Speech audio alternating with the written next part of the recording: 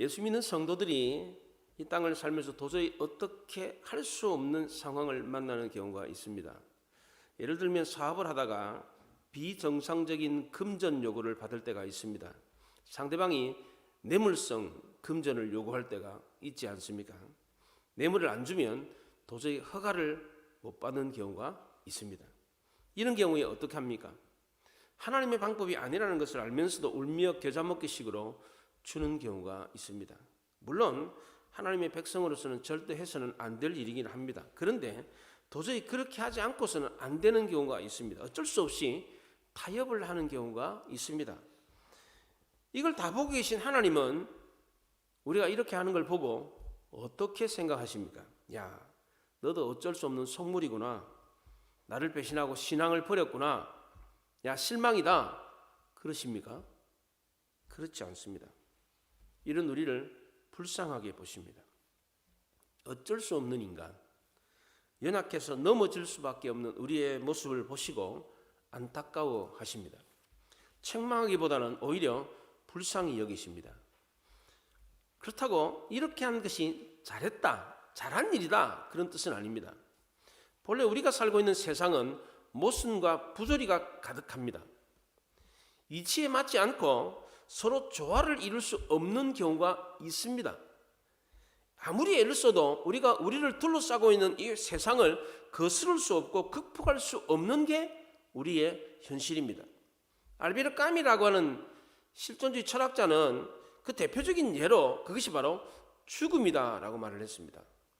인간은 아무리 노력해도 이 죽음의 문제를 해결할 수 없습니다. 이 두 가지 문제, 이 문제 앞에서 우리가 어떻게 할 수 없는, 바꿀 수 없는, 극복할 수 없는 문제를 만났을 때 사람들이 나타내는 반응이 두 가지가 있습니다. 무신론자 알베르 까미는 이런 비인간적인 상황을 만드신 신을 부정하고 자기의 이성으로 끊임없이 세계를 이해하려고 노력했습니다. 미래와 영혼에 대한 기대를 버리고 지금 현실의 삶에만 충실함으로써 자기를 이해하고 세상을 이해하려고 하는 반항적인 인간상을 제시했습니다.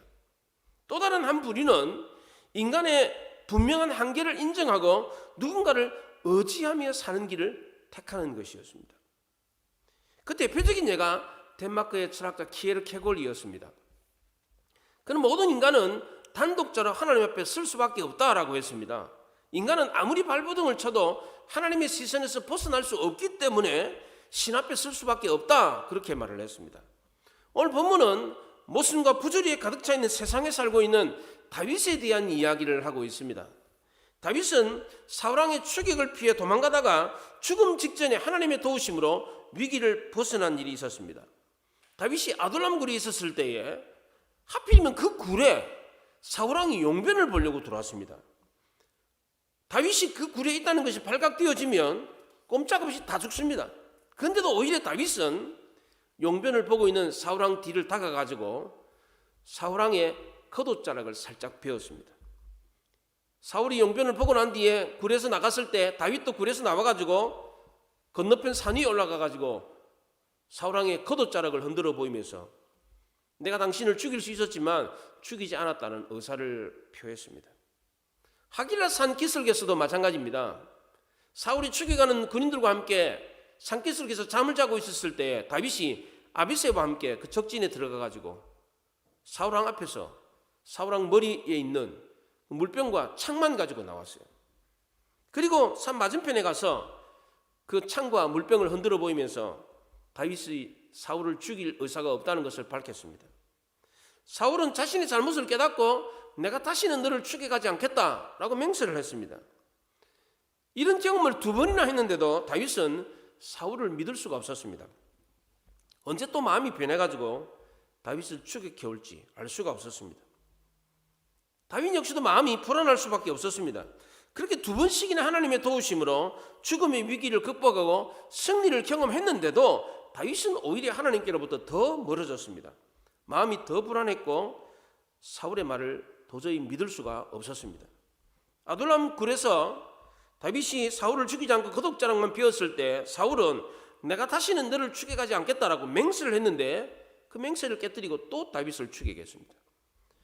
하길라 산에서도 다윗이 사울을 죽이지 않았을 때 사울이 내가 다시는 너를 죽여가지 않겠다라고 맹세를 했는데 그 맹세를 깨뜨리고 또 다윗을 죽여겠습니다. 사울이 2번이나 이렇게 자기의 맹세를 깨뜨렸는데 3번은 못하겠습니까? 다윗은 사울의 맹세를 믿을 수가 없었습니다. 다윗은 이런 모순과 부조리가 가득 찬 세상에서 살고 있었습니다. 게다가 다윗 역시도 이런 모순과 부조리에 빠질 수밖에 없었습니다.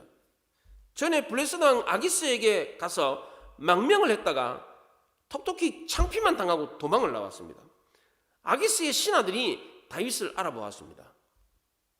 이스라엘 여자들이 사울이 죽인 자는 천천히요 다윗이 죽인 자는 만만이라는 노래를 부르는데 그 노래의 주인공이 바로 저 사람입니다.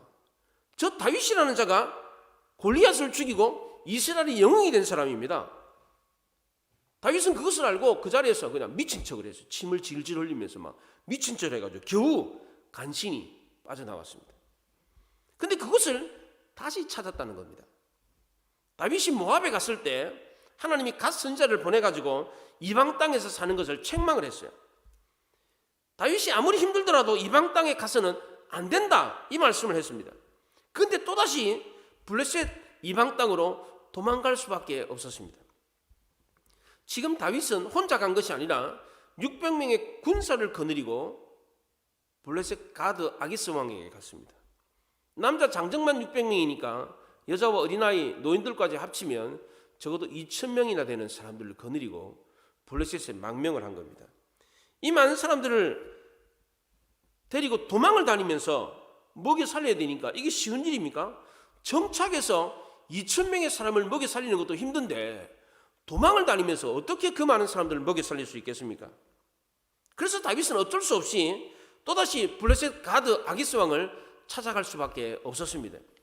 그 당시 다윗은 육신적으로 아주 피곤했고 영적으로도 아주 연약한 상태에 있었습니다. 블레셋 가드를 택한 것은 최선이 아니라 차악이었습니다.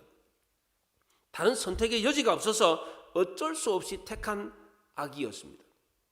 다윗은 그게 잘못된 것이라는 것을 알고 있었습니다. 그런데도 그 당시 다윗에게는 그것 말고 다른 선택의 여지가 없었습니다.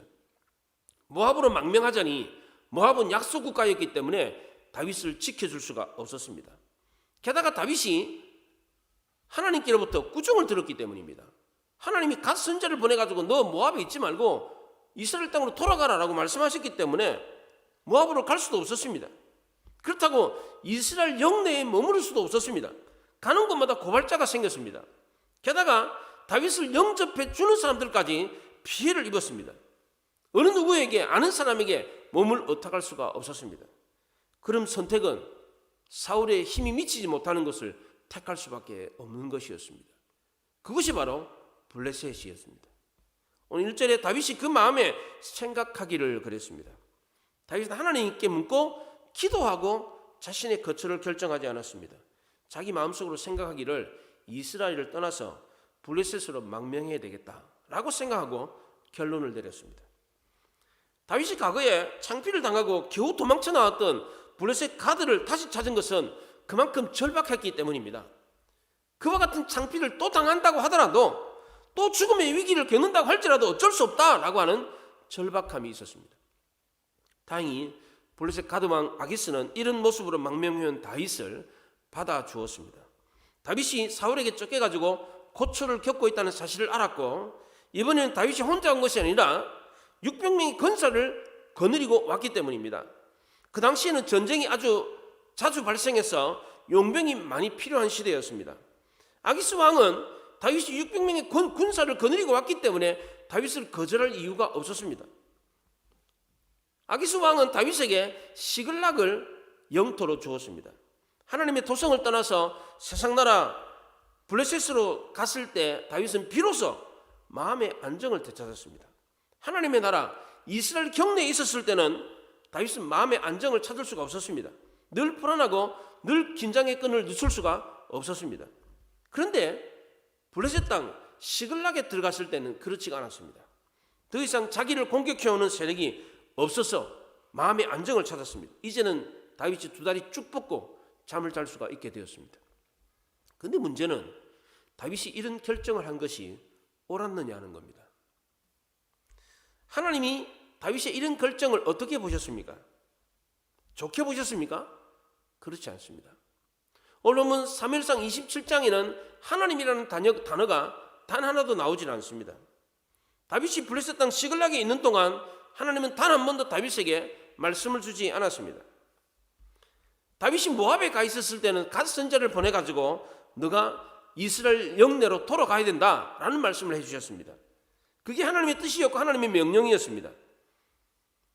다윗이 계속해서 이스라엘 영내에 머물러 있는 것은 다윗에게는 참 위험천만한 일이었습니다. 그런데 왜 하나님은 다윗이 이스라엘 경내를 벗어나지 못하도록 하셨습니까? 다윗이 이스라엘 경내에 있으면 항상 위험에 노출될 수밖에 없는데, 그런데도 하나님이 그렇게 하신 이유는 다윗이 그런 위험으로 인해서 항상 하나님만 의지하도록 하기 위해서였습니다. 단 한순간도 하나님의 도움 없이는 살 수 없다, 이런 것을 알도록 하기 위해서였습니다. 하나님은 다윗을 하나님만 의지할 수밖에 없는 환경으로 이끌어 가셨습니다. 하나님이 우리를 모순과 부조리에 가득한 세상에 두는 이유도 마찬가지입니다.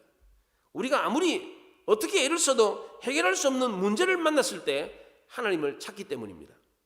사람들은 모순과 부조리를 만났을 때 두 가지 선택을 한다고 했습니다. 하나는 하나님을 부인하고 자기 힘으로 문제를 해결하려고 하는 경우, 또 하나는 내가 할 수 없기 때문에 하나님께 도움을 구하는 경우입니다. 오늘 본문에 다윗은 어떻게 했습니까? 더 이상 하나님을 의지하지 않고 자기 힘으로 문제를 해결하려고 했습니다. 그런데 문제가 해결되었습니까? 물론 처음에는 문제가 해결된 것처럼 보였습니다. 더 이상 자기를 쫓는 세력이 없었습니다. 먹고 사는 문제도 해결이 되었습니다. 비록 남의 것을 빼앗아서 먹고 살기는 했지만 아기스 왕에게 거짓 보고를 했는데도 들통이 나지를 않았습니다. 다윗은 구술과 기르스와 아말렉을 쳐서 침노를 했는데 아기스 왕에게는 유다와 여라무엘과 겐 사람의 네겝 남부 지방을 유다 남쪽 나라를 침공했다, 이렇게 보고를 했습니다. 얼마든지 문제가 될 수 있었는데 더 이상 문제가 되지 않았습니다. 만약에 아기스 왕이 다윗을 의심해가지고 다윗이 유다 나라 남쪽을 침공했다고 그러는데 한 사람 보내가지고 정말 군사들이 와가지고 뭘 빼앗아 간 사람이 있느냐라고 한 사람만 보내면 알 수 있잖아요. 유다 남쪽에 보내가지고 다윗이 군사를 보내가지고 빼앗아 갔다고 그러는데 너희들 뺏긴 거 있느냐라고 와가지고 한번 물어보면 다 알 수 있는 거잖아요. 그런데도 아기스는 그렇게 하지 않았어요. 왜 그렇습니까? 하나님이 지켜주셨기 때문입니다. 그런데 다윗은 이것을 알지 못했습니다. 자기가 선택한 길이 최선이라고 생각했습니다. 사울도 다윗이 블레셋으로 망명했다는 소식을 듣고 더 이상 다윗을 추격하지 않았습니다. 이제 다윗은 마음에 평안을 얻었습니다. 생활에 여유도 생겼습니다.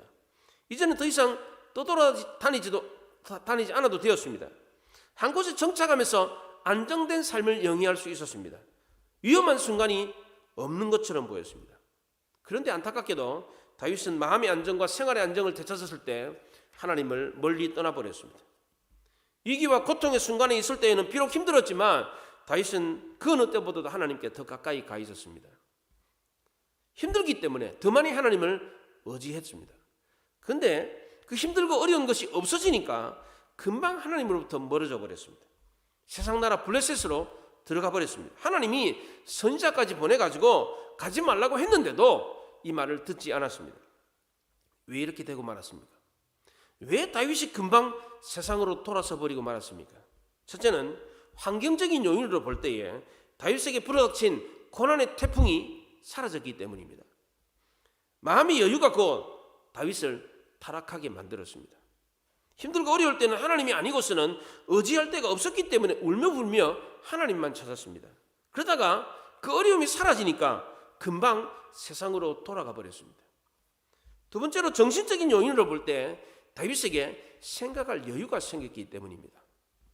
사울에게 쫓겼을 때는 다윗은 생각할 여유조차도 없었습니다. 오로지 살아남아야 되겠다, 이 생각뿐이었습니다. 어떻게 하면 이 위기에서 벗어날 수 있을까, 이 생각뿐이었습니다. 그런데 삶의 여유가 생기니까 생각이 달라졌습니다. 전에는 혼자 도망다녔는데 이제는 600명의 군사를 거느리고 도망을 다니니까 적이 공격해와도 자기를 보호해줄 수 있는 방벽이 생겼습니다. 그러다 보니까 생각할 여유가 생겼습니다. 1절에 다윗이 그 마음에 생각하기를 그랬는데 그전에는 혼자 있을 때, 혼자 도망다닐 때는 여호와께 묻자와 이르되 이런 말이 나옵니다. 혼자 있을 때는 하나님께 항상 물었어요. 근데 이제 마음에 여유가 생기니까 묻지도 않아요. 자기 생각에 내 마음에 생각하기를 이렇게 바뀌었어요. 힘들고 어려울 때는 매 순간마다 하나님께 물었는데 근데 지금은 그렇지가 않아요. 하나님께 묻지도 않고 스스로 결정해버렸습니다. 근데 그 생각이 하나님의 생각이 아니었습니다.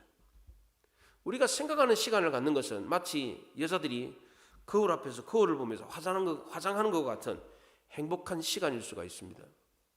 하지만 그 거울이 하나님의 말씀이 아니라 세상적인 상식의 거울이라면 더 큰 문제가 될 수가 있습니다. 다윗은 자기 생각과 판단으로 문제를 해결하려고 했습니다. 인간의 거울을 들여다보면서 문제를 해결하려고 했을 때 그 상식의 거울에 비친 사울은 미치광이였습니다. 그렇잖아요. 약속도 지키지 않고 완전 미친 사람이지. 오히려 사울이 더 맹렬하게 자기를 추격해 올 것만 같았습니다. 이러다가는 내가 견디지 못하고 잡혀 죽겠구나 이런 생각이 들었습니다. 하나님이 없는 다윗의 생각에 사탄이 파고들었습니다. 하나님을 의지하기보다는 세상의 힘을 의지하는 것이 더 낫겠다 이런 생각이 들었습니다. 두 번의 승리를 경험하고서도 다윗은 오히려 영적인 침체에 빠지고 말았습니다. 아둘람 굴에서 승리했고 하길라 산기슭에서 놀라운 승리를 경험했습니다. 그러면 다윗의 영적인 그래프가 이렇게 올라가야 되잖아요. 상승곡선을 그어야 되잖아요. 그런데 두 번의 큰 승리를 경험했는데도 불구하고 오히려 이 다윗의 이 영적인 곡선이 뚝 떨어져 버렸어요. 이렇게. 그 대표적인 예가 구약 성경에 나오는 엘리야입니다. 엘리야는 갈멜산에서 바알 선지자 450명, 아세라 선지자 400명, 도와 950명과 싸웠어요. 누가 참신인지 한번 해보자. 불을 내려가지고 재물을 받아가는 신이 참신이다. 불을 내리는 신이 참신이다. 한번 해보자. 어느 신이 참신인가? 누가 이겼습니까?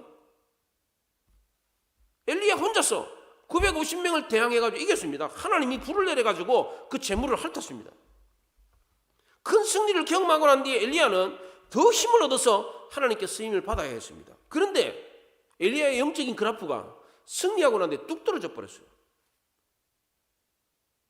아방의 왕비 이세벨이 그 사실을 알고 내가 너 가만두지 않겠다. 엘리야처럼 죽이겠다. 그 말을 듣는 순간 이 엘리야의 영적 그래프가 뚝 떨어져 버렸어요. 그 즉시로 광야로 도망가가지고 노덴나무 아래에서 죽기를 구했습니다. 나 좀 죽여주십시오. 왜 이렇게 되고 말았습니까? 그동안 하나님께로 향하던 그의 영적인 눈이 세상으로 향하고 말았기 때문입니다. 무리를 걷던 베드로도 마찬가지 아닙니까? 예수님만 바라보았을 때는 무리를 걸었는데 바람을 보는 순간 두려워 떨어서 물에 빠지고 말았습니다. 다윗도 역시 마찬가지입니다. 위기의 순간에 고난의 때에 하나님만 바라보았을 때는 어떤 적을 만난다고 할지라도 다 이겨냈습니다. 그런데 하나님이 아니라 세상으로 눈을 돌리는 순간 세상의 늪에 빠지고 말았습니다. 하나님의 능력이 아니라 내 능력을 의지하는 순간 다윗은 또다시 위기에 빠져들고 말았습니다. 위기의 순간에 다윗이 힘없이 무너지고 말았던 이유는 더 이상 하나님을 의지하지 않았기 때문입니다. 두 번의 놀라운 구원을 경험한 다윗은 하나님을 더 많이 의지해야만 했습니다. 두 번이 아니라 그 이상도 하나님이 기적을 베풀어 주신다. 이것을 믿어야만 했습니다. 그런데 다윗의 믿음은 두 번에서 그치고 말았습니다. 사울이 그렇게 맹세까지 해놓고선 또다시 자기를 추격하는 것을 보고서는 다윗은 크게 실망을 했습니다. 약속을 지키지 않는 사울에게만 실망한 것이 아니라 그렇게 내버려두는 하나님께도 실망을 했습니다. 하나님, 그렇게까지 했으면 사울왕이 이제 나를 그만 쫓아야 되는 것 아닙니까? 저는 도대체 몇 번이나 이런 위기를 겪어야 합니까? 저는 몇 번이나 사울왕을 계속해서 살려줘야 됩니까? 두 번이면 족하지 않습니까? 두 번이면 사울이 알아듣고 나를 쫓지 않아야 되는데 왜 또다시 나를 쫓게 합니까? 그럼 저는 평생 동안 사울이 살아있는 동안 도망만 다녀야 됩니까? 저는 그렇게는 못 삽니다. 여기서 다윗은 하나님에 대한 기대와 소망을 끊어버렸습니다. 두 번 도우셨던 하나님은 세 번, 네 번 아니라 그 이상도 도우실 준비를 하고 계셨는데 다윗은 그 생각을 하지 못했습니다. 모세의 경우는 어떻습니까? 모세가 애굽에 들어가기 전에 하나님이 모세에게 3번의 기적을 보여줬습니다. 지팡이가 뱀이 되는 기적을, 손에 문둥병이 나병이 생겼다가 다시 고침받는 거죠. 물이 피가 되는 기적을 보여줬습니다. 근데도 모세는 가지 않겠다고 했습니다. 그랬을 때 하나님이 그럼 너 가기 싫어? 그럼 내가 딴 사람 보낼게. 그랬습니까? 그렇지 않습니다. 화를 내면서 끌고 가다시피 모세를 애굽으로 데려갔습니다. 애굽의 바로 앞에 선 모세는 어떻게 했습니까? 처음에 물이 피가 되는 기적을 보여주었습니다. 바로가 그걸 보고 항복을 했습니까? 더 완고해졌습니다. 두 번째로 개구리 기적을 보여줬습니다. 온 애굽 땅에 개구리가 넘쳤습니다. 그런데도 바로는 꿈쩍도 하지 않았습니다. 이 정도 되면 포기할 만도 한데 바로가 포기하지 않았습니다. 하나님도 포기하지 않았습니다. 몇 번의 기적을 보여줬습니까? 10번입니다. 만약 모세가 중도에 포기해버렸다면 어떻게 됐습니까? 어떻게 됐겠어요? 물론 하나님은 모세가 아니라 다른 사람을 통해서 이스라엘을 출애굽시켰을 것입니다. 그러나 그랬더라면 모세는 위대한 이스라엘 민족의 지도자가 되지 못했을 겁니다. 모세는 마지막 10가지 재앙까지 다 지켜보았습니다. 하나님이 10가지 재앙까지 보여줬을 때 비로소 바로왕은 두 손 두 발 다 들었습니다. 이때 모세에게는 바로왕을 자극했기 때문에 10가지 재앙, 이 10번째 재앙까지 이 기적이 일어나는 동안 이 바로의 화는 극에 달했습니다.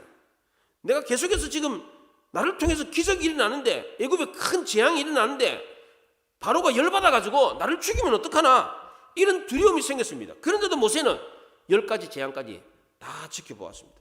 결국 어떻게 됐습니까? 하나님께서 승리케 하시는 것을 보았습니다. 그런데 다윗은 어떻습니까? 고작 2번의 승리만 보고서 거기서 그쳐버렸어요. 금방 믿음의 눈을 세상으로 돌려버렸습니다. 하나님은 사울을 2번이 아니라 3번, 4번 그 이상도 막아줄 준비를 하고 계셨어요. 근데 다윗의 믿음은 2번에 그치고 말았습니다. 엘리사가 죽기 전에 북쪽 이스라엘의 요아스 왕에게 화살을 가져와서 땅을 치라 그랬어요. 이 엘리사가 신통력이 있어가지고 아람 나라가 공격해 올 걸 다 알고 왕한테 이야기를 해줬어요. 지금 아람 나라가 언제 어떻게 공격해 올 거다, 이걸 알려줬어요. 그러니까 이스라엘은 아람의 공격을 잘 막을 수가 있었어요. 근데 이제 선지자가 죽게 생겼으니까 이게 불안한 거예요. 그래서 요아스 왕이 엘리사에게 와가지고 아이고 아버지 당신이 죽으면 어떡합니까? 이러니까 엘리사가 요아스 왕에게 화살을 갖고 와서 땅을 치라 그랬더니 요아스 왕이 땅을 3번 톡톡톡 치고 말았어요. 그랬더니 엘리사가 화를 내면서 왕이 만약에 5번 쳤더라면 완전히 아람을 진멸할 수 있었을 텐데 내 말을 믿지 않고 3번만 쳤기 때문에 3번만 이겨서 승리할 겁니다. 이렇게 얘기를 했습니다. 우리가 하나님의 은혜를 받는 거 참 중요한 것입니다. 근데 그 받은 은혜를 우리의 삶 속에 적용하는 것은 더 중요한 것입니다. 다윗은 하나님의 은혜의 기적을 2번으로 국한시키고 말았습니다. 하지만 하나님은 2번이 아니라 그 이상도 계속해서 무궁무진하게 다윗을 도와줄 준비를 하고 계셨습니다. 다윗은 위기를 만났을 때 모든 것을 하나님께 맡기고 의지해야 되는데 그렇게 하지 못했습니다. 그 결과로 다윗은 또다시 큰 어려움에 봉착하게 되었습니다. 다윗이 블레셋의 망명에 가 있는 동안에 블레셋과 이스라엘 사이에 전쟁이 발발했습니다. 그러니까 블레셋 편에 가 있었으니까 누구 편에 들어야 됩니까? 다윗은 블레셋 편에 들어야죠. 그래서 블레셋 군사로 전쟁터에 나가게 생겼습니다. 동족을 향해 칼과 창을 겨눌 수밖에 없게 됐습니다. 그런데 다행히 하나님의 은혜로 다시 돌아올 수 있게 되었어요. 아기스 왕의 다른 신하들이 다윗을 저 전쟁터에 데리고 나가면 안 됩니다. 전쟁터에서 만약에 다윗이 딴 마음을 먹고 우리를 배신하게 되면 우리는 양쪽에서 적을 만나게 되니까 안 됩니다. 다윗 데리고 나가면 안 됩니다. 그래서 다윗이 전쟁터에 나갔다가 다시 돌아왔어요. 그런데 전쟁에 나가 있는 동안에 다윗이 살고 있는 시글락에 아말렉 족속이 공격을 해와가지고 자기 사람들을 다 붙잡아 갔습니다. 가축들을 다 빼앗아가 버렸어요. 내 힘으로 얻은 모든 것을 일순간에 다 잃어버렸습니다. 다행히 하나님이 도우심으로 되찾을 수 있었지만 이 모든 과정을 지켜보면 내 힘으로 얻은 것은 내가 지킬 수 없다는 것을 알 수가 있습니다. 모든 것이 하나님의 은혜라는 것을 인정할 수밖에 없습니다. 위기의 순간마다 하나님이 그 위기를 극복하게 해주었습니다. 다윗의 계속되는 시행착오는 모든 것을 하나님께 맡기지 못하고 자기 힘으로 문제를 해결하려고 한 데서 비롯되었습니다. 물론 다윗은 자기 힘으로 자기 생각대로 했을 때 심적인 안정과 생활의 안정과 육체적인 평안을 얻을 수가 있었습니다. 그러나 영적인 축복은 다 빼앗기고 말았습니다. 다윗이 그렇게 많은 시편을 썼는데 블레셋에 있는 동안 1년 4개월 동안 단 한 편의 시편도 쓰지를 못했습니다. 다윗은 블레셋에 있는 동안에 영적으로 침체해 있었습니다. 다윗이 블레셋에 있는 동안 하나님은 다윗에게 한 번도 말씀을 주시지 않았습니다. 다윗은 스스로 하나님의 나라와 원수가 된 블레셋 땅에 망명에 들어갔습니다. 이것은 마치 목사가 싫다고 교회가 싫다고 절에 들어가는 것과 같은 겁니다. 물론 절에 들어가면 목사 만날 일도 없고 성도들 만날 일도 없잖아요. 그럼 절에 들어가서 뭐 성경을 읽겠어요? 찬송을 부르겠어요? 절에 들어가면 자기 신분을 감출 수가 있습니다. 그렇게 해서 성도가 절에 들어가가지고 평안을 얻을 수 있습니까? 하나님의 자녀가 절에 들어가가지고 마음의 평안을 얻어야 됩니까? 다윗은 그렇게까지 했으라도 이 사울의 지긋지긋한 추격을 피하고 싶었습니다. 왜 이렇게까지 되고 말았습니까? 다시 다윗의 눈에는 이 사울이 무섭게 보였기 때문입니다. 사울이 아무리 무서워도 하나님을 의지하면 그 무서움은 극복할 수 있는데 다윗은 이것을 이겨내지 못했습니다. 조금만 더 참으면 하나님이 사울을 제거해 주실 텐데 다윗은 그 중요한 위기의 순간을 참지 못하고 하나님이 아닌 세상으로 떠나가 버렸습니다. 세상으로 떠나갔을 때 다윗은 마음이 정말 편했습니다. 야, 자고로 인생은 이렇게 살아야 되는 거야. 이런 마음의 위안을 얻었습니다. 하지만 블레셋에 있는 동안 다윗은 몸과 마음은 편했을지 몰라도 그의 영혼은 아주 피폐해 있었습니다. 왜냐하면 하나님과 교제가 단절되어 버렸기 때문입니다. 아브라함도 역시 마찬가지입니다. 아브라함은 하나님이 아들을 주겠다고 하신 그 약속을 믿지 못하고 결국 사고를 쳤습니다. 하나님의 말이 아니라 아내의 말을 듣고 86세에 여종 하갈을 첩으로 얻어서 아들을 낳습니다. 기다리던 아들을 낳았으니까 얼마나 기쁘겠어요. 마음이 편해졌습니다. 몸도 막 날아갈 것 같았습니다. 그런데 그렇게 기뻐했던 13년, 이스마엘이 13세가 되도록 하나님이 한 번도 아브라함에게 말씀을 주지 않았습니다. 아브라함이 99세가 되었을 때 하나님이 아브라함에게 말씀을 주었습니다. 13년 동안 하나님이 말씀을 안 줬어요. 왜 이렇게 오랜 기간 동안 하나님이 침묵하셨습니까? 하나님이 아브라함을 떠난 겁니까? 그렇지 않습니다. 아브라함이 하나님을 떠나버렸기 때문입니다. 하나님이 아닌 세상의 방법으로 자기 만족을 얻으려고 했기 때문입니다. 다윗에게도 마찬가지였습니다. 다윗이 블레셋에 있는 1년 4개월 동안 하나님은 다윗에게 아무런 말씀을 주지 않았습니다. 하나님이 삐치신 겁니까? 그렇지 않습니다. 우리가 하나님을 떠나 있는 동안 하나님은 눈물을 흘리고 계셨습니다. 우리가 하나님을 떠나서 세상과 함께 기뻐하고 즐거워하는 동안 하나님은 너무너무 답답한 마음으로 원통하게 눈물만 흘리고 계셨습니다. 우리가 세상에 있는 동안 우리는 마음이 평안했지만 하나님은 너무나도 크게 상심한 가운데 있었습니다. 이런 경우라면 우리는 어떻게 합니까?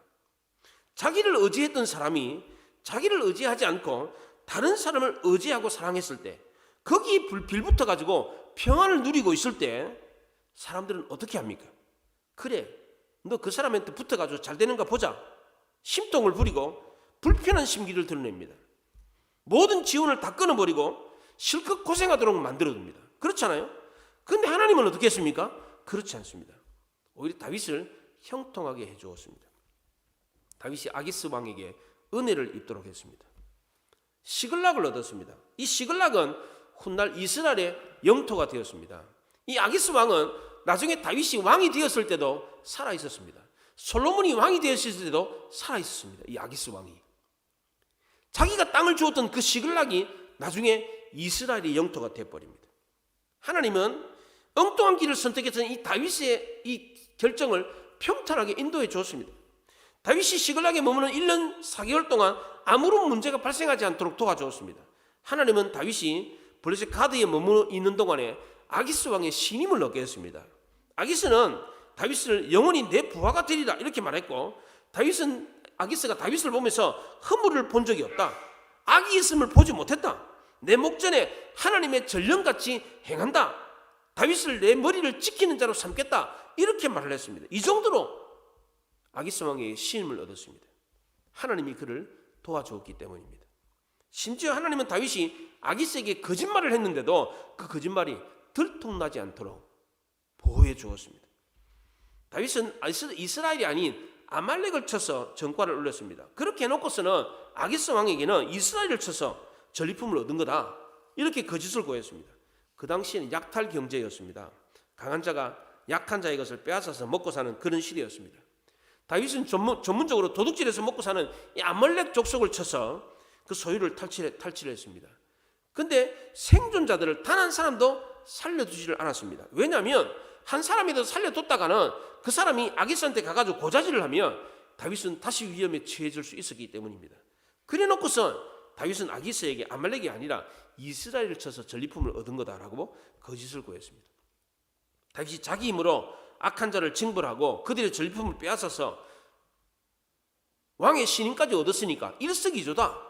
나쁜 사람을 징벌하고 또 왕의 신임까지 얻었으니까 이렇게 좋은 게 어딨냐, 일석이조다 이렇게 생각했습니다. 그런데 다윗의 이러한 행동은 결코 정당화될 수가 없었습니다. 아무리 선의의 거짓말이라고 할지라도 거짓말은 거짓말입니다. 도둑질한 거, 도둑의 것을 도둑놈 걸 빼앗은 게 이게 도둑질 아닙니까? 그 사람은 그 사람의 건 그 도둑놈 걸 빼앗았으니까 나는 잘못이 없다 이렇게 생각할 수 있습니까? 과거에 그런 사람이 있었어요.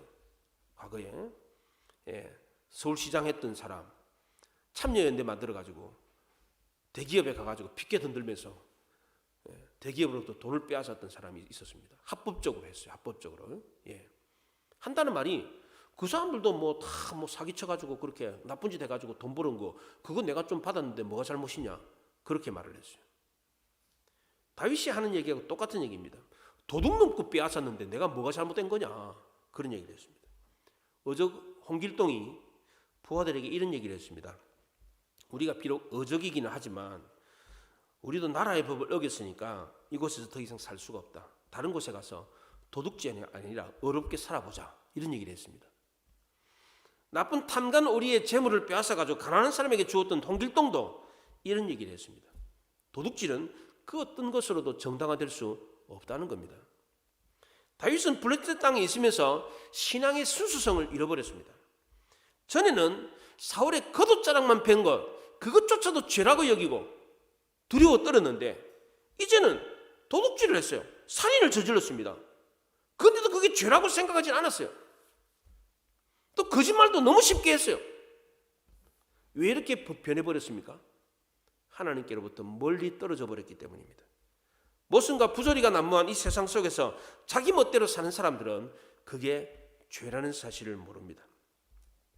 하나님이 자기 삶에 개입하고 계시다는 사실도 모릅니다. 과연 그렇습니까? 우리는 하나님이 없는 모순과 부조리만 가득한 세상에서 살고 있습니까? 그렇지 않습니다. 우리는 몰라도 하나님은 여전히 우리와 함께 하십니다.